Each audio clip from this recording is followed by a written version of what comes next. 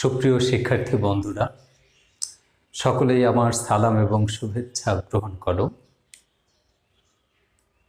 তোমাদের সাথে আজকে আমি নতুন পাঠ নিয়ে উপস্থিত হয়েছি।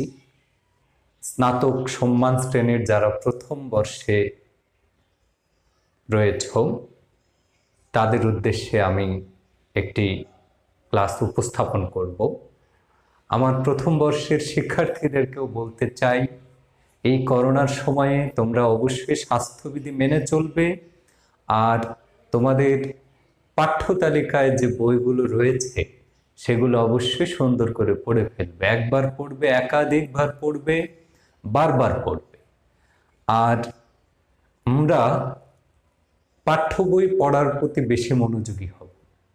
কেননা আমরা পাঠ্য বই যদি মনোযোগ দিয়ে পড়ি, সেখান থেকে যে আমাদের জ্ঞানটা অর্জন হবে, লাভ হবে, সেই জ্ঞানকে আমরা ভালোভাবে নানা জায়গায় ব্যবহার করতে পারবো। যেমন কোথাও বক্তৃতা দিতে, অথবা তোমরা যারা বাংলা বিষয়ে পড়ো অনেকেই আগামীতে শিক্ষকতা পেশায় আসবে, সেই শিক্ষকতা পেশায় স্বাচ্ছন্দ্যভাবে ক্লাস নিতে অথবা লেখালেখি করতে, যে কোনো পরীক্ষার ক্ষেত্রে তোমরা যদি মূল বইটি মনোযোগ দিয়ে পড়ো তাহলে তোমাদের ভিত্তিটা মজবুত হবে। আর মূল বই পড়লে এক ধরনের প্রশান্তি পাওয়া যায়, এক ধরনের ভালো লাগা বোধ কাজ করে। আর মূল বই বাদ দিয়ে যদি আমরা অন্য কিছু পড়ি তাহলে আমাদের ভিত্তি মজবুত হব না, আমরা প্রতিনিয়ত দুর্বল হয়ে পড়ব, মনটা ছোট হয়ে পড়বে আমাদের। সেই জন্য অবশ্যই আমরা মূল বই পড়তে চেষ্টা করব। প্রথম বর্ষের শিক্ষার্থী বন্ধুরা, আজকে আমি তোমাদের সাথে যে বিষয় নিয়ে আলোচনা করব তার গভীরে প্রবেশ করব না। আজকে ভূমিকার মতো করে কথা বলবো তোমাদের সাথে। শিক্ষার্থী বন্ধুরা, আজকের পাঠের শিরোনাম আমি বোর্ডে লিখেছি, তোমরা এর মধ্যে আশা করি দেখে ফেলেছ। বাংলাদেশ এবং বাঙালির ইতিহাস ও সংস্কৃতি। বাংলাদেশ এবং বাঙালির ইতিহাস ও সংস্কৃতি প্রাচীনকাল থেকে 2000 খ্রিস্টাব্দ পর্যন্ত। যারা প্রথম বর্ষে পড়ো, তোমাদের প্রথম কোর্সের নাম এটি। সবের মধ্যে জেনে গেছো এই কোর্সের নাম খুবই গুরুত্বপূর্ণ একটি কোর্স। আমি সেই কোর্সের নানা বিষয় নিয়ে তোমাদের সাথে কথা বলবো। এই কোর্সটিতে দুইটি অংশ রয়েছে। ক নাম্বারে বাংলাদেশের ইতিহাস, খ নাম্বারে বাঙালির ইতিহাস ও সংস্কৃতি। আর সিলেবাসটি ভালো করে দেখে নিবে, সেখানে ক অংশে খ অংশে কোন কোন বিষয় পড়তে হবে আমাদের সেগুলো লিখে দেওয়া আছে। সেগুলো ধীরে ধীরে আমরা আত্মস্থ করতে চেষ্টা করব। আর আজকের ক্লাসটি আমার হবে ভূমিকার মতো করে নেওয়া। আমি এই ক্লাসে তোমাদের সাথে আলোচনা করব যে এই কোর্সটি কেন তোমাদেরকে পাঠ অন্তর্ভুক্ত করা হয়েছে, এই কোর্স পড়লে আমাদের কি কি কাজে লাগবে, অথবা এই কোর্স পড়ার প্রয়োজনীয়তাটা কতটুকু, কিভাবে আমরা এই সিলেবাসের অংশটুকু শেষ করতে পারি, সেই বিষয়ক দিক নির্দেশনামূলক কিছু কথা আজকে তোমাদের সাথে বলবো। এবং আমাদের যে এই শিরোনামটি রয়েছে, এই শিরোনামের বেশ কয়েকটি শব্দ সম্পর্কে তোমাদের সাথে আলোচনা করব। আমি আজকের ক্লাসে তোমাদের মূলত যে বিষয়গুলো একটু স্পষ্ট করতে চাই সেটি হলো বাংলাদেশ, বাঙালি, ইতিহাস ও সংস্কৃতি। সংক্ষেপে এগুলো সম্পর্কে বলবো। আমাদের এই শিরোনাম বাংলাদেশ এবং বাঙালির ইতিহাস ও সংস্কৃতি। শুরুতেই বাংলাদেশের কথা বলা হয়েছে। আমরা সবাই জানি 1971 সনে, আজ থেকে 50 বছর আগে 16ই ডিসেম্বর বাংলাদেশ বিজয় অর্জন করে এবং একটি স্বাধীন সার্বভৌম রাষ্ট্র হিসাবে প্রতিষ্ঠিত হয়। অর্থাৎ এই বাংলাদেশ নামক রাষ্ট্রের জন্ম 1971 সনে, আজ থেকে 50 বছর আগে। আজ থেকে 50 বছর আগে বাংলাদেশের জন্ম হলেও এই বিষয়টি এরকম না এটি অত্যন্ত দ্রুত স্বাধীনতা লাভ করেছে অথবা হঠাৎ করে একটি অঞ্চলের নাম হয়ে গেল বাংলাদেশ, বিষয়টি কিন্তু সেরকম না। এই বাংলাদেশ শব্দটির মধ্যে দুইটি অংশ আমরা খেয়াল করতে পারি, একটি বাংলা আর একটি কিন্তু দেশ। পৃথিবীর অনেক দেশের শেষে ল্যান্ড শব্দটি রয়েছে, যেমন নিউজিল্যান্ড, ইংল্যান্ড, ফিনল্যান্ড, নেদারল্যান্ড। হ্যাঁ, অনেক অনেক দেশের শেষে ল্যান্ড রয়েছে। আর আমাদের দেশটির নামের শেষে দেশ রয়েছে, বাংলাদেশ, বাংলা নামে দেশ, বাংলাদেশ। এই বাংলাদেশ স্বাধীনতা লাভ করে 1971 সনে। আর এখানে বলা হয়েছে প্রাচীনকাল থেকে 2000 খ্রিস্টাব্দ পর্যন্ত যে ইতিহাসটুকু, সেই আমাদের জানতে হবে সেই বিষয়গুলো। আমরা তাহলে এখানে যে বিষয়টা স্পষ্ট হলাম বাংলাদেশ সম্পর্কে, এটি একটি স্বাধীন দেশ। আর এই বাংলাদেশ এবং বাঙালি, বাঙালিকে, বাঙালি কারা, কাদেরকে আমরা বাঙালি বলবো, একটু সচেতনভাবে তোমরা বাঙালি বানানটি যদি খেয়াল করো, এখানে কিন্তু হ্রস্ব ইকার আছে। জাতিবাচক শব্দের ক্ষেত্রে আমরা জানি হ্রস্ব ইকার ব্যবহৃত হবে, যদিও মাত্র কিছুদিন আগেও এই শব্দটির বানান ছিল বাঙালি, বাঙালি বলতাম। আর ওই সময় দীর্ঘ ইকারও ব্যবহার করা হতো, কিন্তু আমরা কিন্তু এখন বাঙালি বলি না, দীর্ঘ ইকার ব্যবহার করি না, এখন আমরা বলবো বাঙালি। এটি যেন আমাদের ভুল না হয়। বাঙালি কাকে বলে, কাদেরকে বলবো আমরা বাঙালি, সেই বিষয়টিও আমাদের স্পষ্ট করে জানতে হবে। শিক্ষার্থী বন্ধুরা, যারা বাংলা ভাষায় কথা বলে তাদেরকে আমরা বলবো বাঙালি। যারা বাংলা ভাষায় কথা বলে এবং যাদের মাতৃভাষা বাংলা, শুধু বাংলায় কথা বললেই হবে না, মাতৃভাষাটাও হতে হবে বাংলা। অর্থাৎ জন্মের পর থেকে সে তার মায়ের কাছ থেকে বাংলা শুনতে শুনতে বড় হয়ে উঠেছে, তারাই হলো বাঙালি। অর্থাৎ এই বাঙালি শব্দটির সাথে স্পষ্ট করে বাংলা ভাষার সম্পর্ক রয়েছে। আমরা তাহলে বাঙালি জাতি কাদেরকে বলবো? আমরা বাঙালি তাদেরকেই বলবো যারা বাংলা ভাষায় কথা বলে, এমনকি তারা যারা বাংলা ভাষায় কথা বলে তারা বাঙালি।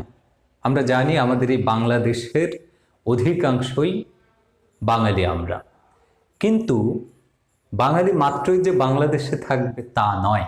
পৃথিবীর যে কোনো প্রান্তে হতে পারে, ভারতে, সোমালিয়াতে, অস্ট্রেলিয়াতে, আমেরিকাতে, যে যেখানেই থাকুক না কেন, তার ভাষা যদি বাংলা হয়, মাতৃভাষা যদি বাংলা হয়, তাহলে সে বাঙালি। ভারতে, কলকাতায়, আসামে, ত্রিপুরায়, আমরা জানি পৃথিবীর অনেক অনেক অঞ্চলে বাংলা ভাষাভাষী রয়েছেন, বাঙালিরা রয়েছেন। তাহলে আমরা এই বিষয়টি স্পষ্ট হলাম, যারা বাংলায় কথা বলে তাদেরকে আমরা বলি বাঙালি।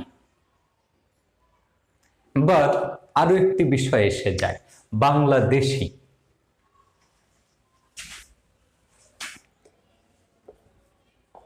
বাংলাদেশি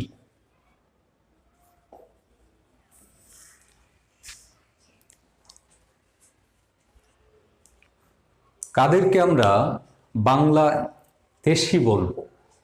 বাংলাদেশি বলতে বোঝানো হয় যারা বাংলাদেশের মধ্যে থাকে।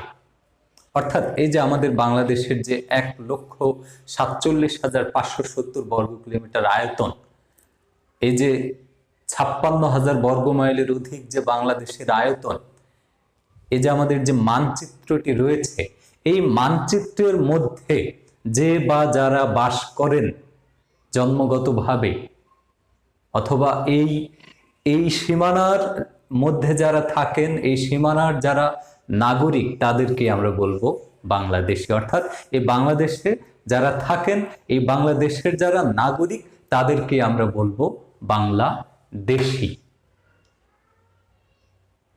তাহলে বাঙালি এবং বাংলাদেশের মধ্যে সুস্পষ্ট পার্থক্য রয়েছে। কি পার্থক্য? যারা বাংলায় কথা বলেন তারা হলো বাঙালি, তারা যেমন বাংলাদেশে থাকতেও পারেন, আবার বাংলাদেশে নাও থাকতে পারেন। পৃথিবীর যে কোনো প্রান্তেরই মানুষ যার মাতৃভাষা বাংলা তিনি হতে পারেন বাঙালি। কিন্তু বাংলাদেশি হওয়ার জন্য এই বাংলাদেশের নাগরিক হতে হবে। কিন্তু শিক্ষার্থী বন্ধুরা, আমাদের পরিচয় কি? আমরা কি বাঙালি না বাংলাদেশি? হ্যাঁ, এর মধ্যে তোমরা অনুমান করে ফেলেছ। হ্যাঁ, আমাদের পরিচয় দুটোই। যেমন আমরা বাংলায় কথা বলি সেজন্য আমরা বাঙালি, আবার আমরা বাংলাদেশে যারা থাকি তাদের পরিচয় বাংলাদেশি। আমাদের সংবিধানও একই কথা বলেছে। সংবিধানের ৬ অনুচ্ছেদে লেখা আছে আমরা ভাষাগত দিক দিয়ে বাঙালি, আর জাতিগতভাবে অর্থাৎ নাগরিক হিসাবে আমরা বাংলাদেশি। তাহলে আমাদের জাতিগত পরিচয় এই দুইটি, একটি হলো বাঙালি আর একটি হলো বাংলাদেশি।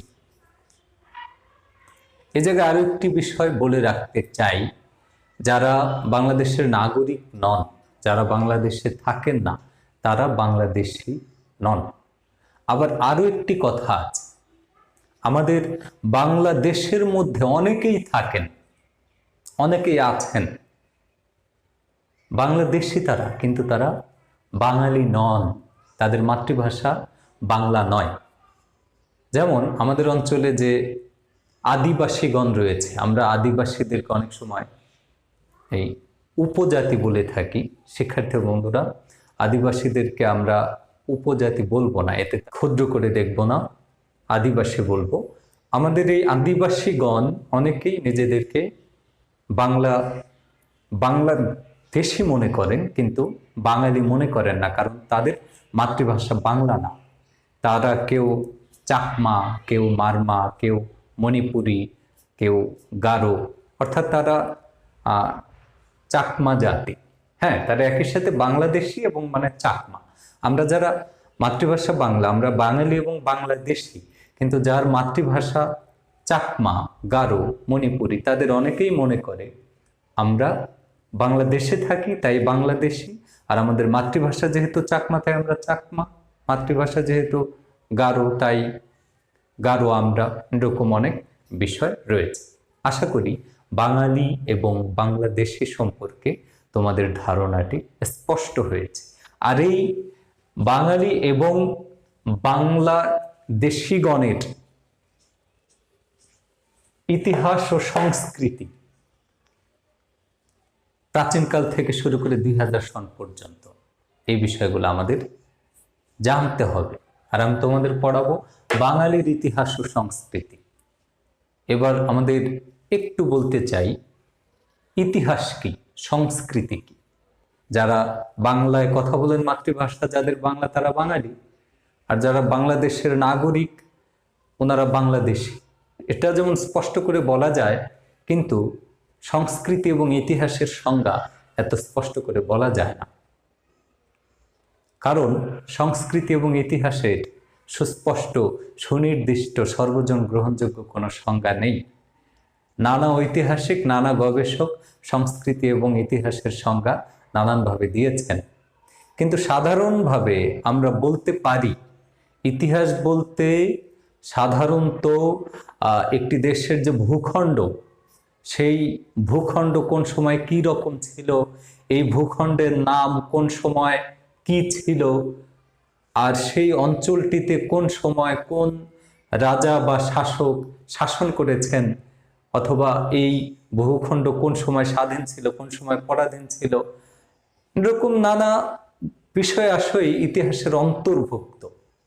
অর্থাৎ এই বাংলাদেশ নামক বর্তমানের যে বাংলাদেশ, এই বাংলাদেশ আগে কি কি নামে পরিচিত ছিল, এই বাংলাদেশের, এই বর্তমান বাংলাদেশে আগে কোন কোন শাসকগণ শাসন করেছেন, তাদের অবস্থা কেমন ছিল, তারা ভালো ছিলেন নাকি মন্দ ছিলেন, প্রজাবৎসল ছিলেন নাকি অত্যাচারী ছিলেন, কে কে কোন সময় শাসন করেছেন, কে কে কোন নীতি নিয়ম কানুন প্রবর্তন করেছেন, এরকম নানা বিষয় ইতিহাসের অন্তর্ভুক্ত হতে পারে।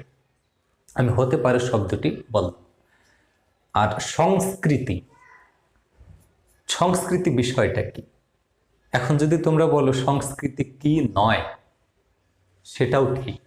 অর্থাৎ আমাদের আশপাশে যা কিছু রয়েছে, অর্থাৎ যা কিছু নিয়ে আমাদের জীবন, মানুষের জীবন, যা কিছু নিয়ে মানুষের জীবন, আমি কিন্তু বলতেছি না অন্য প্রাণীর সংস্কৃতি, বলতেছি না মানুষ কি খায়, কিভাবে খায়, কোন ধরনের পোশাক পরে, কিভাবে পরে, মানুষের আচার আচরণ, চাল চলন, রীতি নীতি, মানুষের সুখ দুঃখ, আবেগ অনুভূতি, এই সকল কিছুই সংস্কৃতির অন্তর্ভুক্ত। অর্থাৎ এটি একটি জটিল প্রক্রিয়া। হ্যাঁ, এটি সংস্কৃতি এবং ইতিহাস যত জটিল প্রক্রিয়াই হোক, ধোঁয়াশাই হোক, আমরা ধীরে ধীরে আশা করি আত্মস্থ করতে পারবো ব্যাপারটি। আমরা তাহলে যে বিষয়গুলো এখানে স্পষ্ট হলাম, বাংলাদেশ, বাঙালি, ইতিহাস ও সংস্কৃতি। তাহলে এই 56,000 বর্গ মাইলের বাংলাদেশ এবং এই বাংলাদেশে যারা থাকেন, যারা বাংলায় কথা বলেন, বাঙালি যারা, তাদেরই ইতিহাস জানবো আমরা, সংস্কৃতি জানবো। শিক্ষার্থী বন্ধুরা, আশা করি তোমরা উপলব্ধি করতে পেরেছো এই কোর্সটি কিসের জন্য গুরুত্বপূর্ণ এবং কেন আমাদের ভালো করে পড়তে হবে। অর্থাৎ আমরা যদি আমাদের আত্মপরিচয়ের ইতিহাস সম্পর্কে জানতে চাই, আমি কি, আমার পূর্বপুরুষ কি ছিল, আমরা কিভাবে স্বাধীন হলাম, আমাদের সামগ্রিক বৈশিষ্ট্য কি, এরকম নানা বিষয় আশয় যদি ভালো করে জানতে চাই, তাহলে এই কোর্সটি আমাদের ভালো করে পড়তে হবে। আরও একটি বিষয়, তোমরা যারা বাংলা সাহিত্যে স্নাতক শ্রেণীতে ভর্তি হয়েছ, স্নাতক সম্মান শ্রেণীতে ভর্তি হয়েছে, তোমাদের এই কোর্সটি আরো ভালো করে এই জন্য পড়তে হবে, এর কারণ তোমাদের আরো যে অন্যান্য পাঠগুলো রয়েছে, প্রথম বর্ষ, দ্বিতীয় বর্ষ, তৃতীয় বর্ষ, চতুর্থ বর্ষ এবং স্নাতকোত্তর শ্রেণীতেও যে পাঠগুলো রয়েছে, এই সকল পাঠেরই ভিত্তি হলো এই কোর্সটি। কেননা আমরা কবিতা, উপন্যাস, নাটক, প্রবন্ধ, ছোট গল্প সবকিছুর মধ্যে যা কিছু পড়ব, সেখানে কি থাকবে? সেখানে থাকবে মানুষের জীবন, সমাজ, সভ্যতা, মানুষের চালচলন, আচার আচরণ, মানুষ কিভাবে তার সুখ দুঃখ আবেগ অনুভূতি প্রকাশ করে, এই বিষয়াশয়গুলো সাহিত্যে রয়েছে। আর আমাদের সাহিত্য ফুটে উঠেছে বাঙালির চরিত্র বর্ণনার মধ্য দিয়ে। বাংলা সাহিত্যের অধিকাংশ চরিত্রই বাঙালির চরিত্র, বাঙালির আবেগ, বাঙালির ইতিহাস। তাহলে আমরা যদি এই কোর্সটি ভালো করে পড়ি, আগামী দিনের অন্যান্য যে কোর্সগুলো রয়েছে, উপরের ক্লাসে যে কোর্সগুলো রয়েছে, সেগুলো পড়া আমাদের অনেক সহজ হয়ে যাবে। সেই জন্যই কিন্তু তোমাদের শিক্ষার্থী বন্ধুরা এই কোর্সটি শুরুতেই দেওয়া হয়েছে, যাতে তোমাদের ভিত্তিটি মজবুত হয়। আর সেই ভিত্তিটি মজবুত করার জন্যই আমি ধীরে ধীরে তোমাদেরকে এই কোর্সের নানা বিষয়াশয় নিয়ে আলোচনা করব। আর এখন যেটা বলবো, কোন কোন বই পড়ার মধ্য দিয়ে এই কোর্সটি তোমাদের সহজ হয়ে যেতে পারে। সিলেবাস তোমরা সবসময় হাতে রাখবা। এই আমাদের প্রতিটি কোর্সেরই যে পাঠ্য তালিকা রয়েছে, যে পাঠগুলো আমাদের অন্তর্ভুক্ত, সরাসরি পাঠ হিসেবে যেগুলো অন্তর্ভুক্ত, সেগুলোর পাশাপাশি একটি বিষয় খেয়াল করবে, সিলেবাসের শেষের দিকে সহায়ক বইয়ের নাম দেওয়া রয়েছে। যেমন এই বাংলাদেশ এবং বাঙালির ইতিহাস ও সংস্কৃতি প্রাচীনকাল থেকে 2000 খ্রিস্টাব্দ পর্যন্ত, এই কোর্সটির সহায়ক বই হিসাবে রয়েছে অজয় রায়ের আদি বাঙালি নৃতাত্ত্বিক ও সমাজতাত্ত্বিক বিশ্লেষণ, বইটির নাম।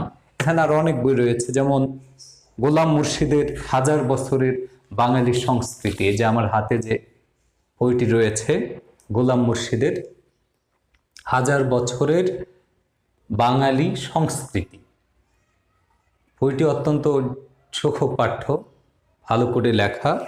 আনিসুজ্জামানের বাংলা সাহিত্যের ইতিহাস, আহমদ শরীফের বাংলা, বাঙালি ও বাঙালিত্ব, বাঙালি ও বাংলা সাহিত্য প্রথম খণ্ড বইটির কথা উল্লেখ আছে। এখানে উল্লেখ আছে গোপাল হালদারের বাঙালি সংস্কৃতির রূপ, সংস্কৃতি রূপান্তর বইটির কথা, নিহার রঞ্জন রায়ের বাঙালির ইতিহাস প্রথম পর্ব উল্লেখ রয়েছে, বদরুদ্দিন ওমরের পূর্ব বাংলার ভাষা আন্দোলন ও তৎকালীন রাজনীতি বইটির কথা উল্লেখ রয়েছে, মোহাম্মদ হাবিবুর রহমানের গঙ্গা ঋদ্ধি থেকে বাংলাদেশ বইটির কথা উল্লেখ রয়েছে। এখানে অনেক অনেক বইয়ের নাম রয়েছে। এই জায়গায় যে সকল বই তোমাদের কিনতে হবে তা না, কিন্তু তোমরা কমপক্ষে কয়েকটি বই অবশ্যই কিনবে। আর এর মধ্যে অন্যতম গুরুত্বপূর্ণ একটি বই গোলাম মুর্শিদের হাজার বছরের বাঙালি সংস্কৃতি বইটি। এই বইটি আমাদের আরো অনেক যে মূল বই রয়েছে সেই বইগুলোর আদলেই লেখা, এবং বইটি বেশ সহজ করে লেখা। তাই শিক্ষার্থী বন্ধুরা এরকম কয়েকটি বই কিনতে চেষ্টা করবে। আরেকটি কথা মনে রাখবে, আমাদের গৃহের সবচেয়ে সুন্দর আসবাবপত্র হলো বই। অর্থাৎ একটি গৃহ আমরা যত আসবাব দিয়ে সাজাই না কেন, সোফা সেট আরো অন্যান্য কিছু, যত কিছুই একটি গৃহে রাখি না কেন, আমরা একটি গৃহের সবচেয়ে সুন্দর আসবাব হলো বই। অর্থাৎ গৃহকে সাজানোর জন্য হলেও তোমরা বই কিনবে, মূল বই কিনবে। তোমরা যে বইসমূহ কিনবে সেগুলো তোমাদের রুমের শোভা বৃদ্ধি করার পাশাপাশি তোমাদের মনেরও শোভা বৃদ্ধি করবে, তোমাদের মনকেও আরো উদার করবে, নান্দনিক করবে। তাই গুরুত্বপূর্ণ বইগুলা তোমরা কিনে ফেলবে। তোমাদের যাদের এই প্রবন্ধের বই, ইতিহাসের বই পড়তে ভালো লাগে না, উপন্যাসের বই পড়তে ভালো লাগে, যারা উপন্যাস পড়ে ইতিহাস কিছুটা হলেও জানতে চাও, তাদের উদ্দেশ্যে বলবো তোমরা এই প্রথম বর্ষে অবশ্যই সুনীল গঙ্গোপাধ্যায়ের সেই সময় এবং প্রথম আলো উপন্যাসটি পড়বে, সংগ্রহে রাখবে। সেই সময়, প্রথম আলো এবং পূর্ব পশ্চিম, এই তিনটি বইয়ের মধ্যে আমরা দেখতে পাই আমাদের ইতিহাসের গুরুত্বপূর্ণ একটি অংশ। বিশেষ করে 19 শতক এবং 20 শতকের আমাদের যে ইতিহাস, আমাদের বাঙালির যে রেনেসাঁ বা নবজাগরণ বলা হয়, সেই ইতিহাসটুকু এবং আমাদের স্বাধীনতার সময়ের ইতিহাস নিয়েও সুনীল গঙ্গোপাধ্যায় উপন্যাস লিখেছেন। এই সেই সময় প্রথম আলো, পূর্ব পশ্চিম এই উপন্যাসের চরিত্র হিসেবে আবির্ভূত হয়েছেন ঈশ্বরচন্দ্র বিদ্যাসাগর, রামমোহন রায়, রবীন্দ্রনাথ ঠাকুর, মাইকেল মধুসূদন দত্ত, শ্রীরামকৃষ্ণ পরমহংস, স্বামী বিবেকানন্দ, পূর্ব পশ্চিমে বঙ্গবন্ধু শেখ মুজিবুর রহমান সহ আরো অনেকেই। অর্থাৎ সুনীল গঙ্গোপাধ্যায় আমাদের এই চরিত্রগুলোকে ইতিহাসের আলোকে উপন্যাসের রূপ দিয়েছেন, যেটা আমি আশা করি অবশ্যই তোমাদের ভালো লাগবে। আমি শেষ কথা বলবো, অবশ্যই আগামীতে এই কোর্সের নানা বিষয় নিয়ে আলোচনা হবে। তার আগে তোমাদের বলবো, আমি যত কথাই বলি না কেন, যেভাবেই পড়াই না কেন, তোমরা নিজেরা যদি না পড়ো, প্রমোদ চৌধুরী যেটাকে বলেছেন সুশিক্ষিত লোক মাত্রই স্বশিক্ষিত, তোমরা যদি নিজেরা না পড়ো তাহলে এই পাঠগুলো উপলব্ধি করতে পারবে না, বুঝতে পারবো না। তাই তোমরা কমপক্ষে 4-5টি বই হলেও কিনতে চেষ্টা করবে। এর মধ্যে হাজার বছরের বাঙালি সংস্কৃতি, গোলাম মুর্শিদের, সুনীল গঙ্গোপাধ্যায়ের প্রথম আলো, সেই সময়, পূর্ব পশ্চিম, এই বইগুলো কিনে পড়তে চেষ্টা করবে, যা তোমাদের আগামীর যে কোর্সগুলো রয়েছে প্রথম, দ্বিতীয়, তৃতীয় এবং স্নাতকোত্তর শ্রেণীতে, সেখানেও তোমাদের কাজে দেবে বলে আমার বিশ্বাস। শিক্ষার্থী বন্ধুরা, আগামীতে এই বাঙালির ইতিহাস ও সংস্কৃতির পরবর্তী ক্লাস নিয়ে তোমাদের সামনে উপস্থিত হবেও। সবাই ভালো থাকবে, সুন্দর থাকবে এবং স্বাস্থ্যবিধি মেনে চলবে। ভালো থেকো।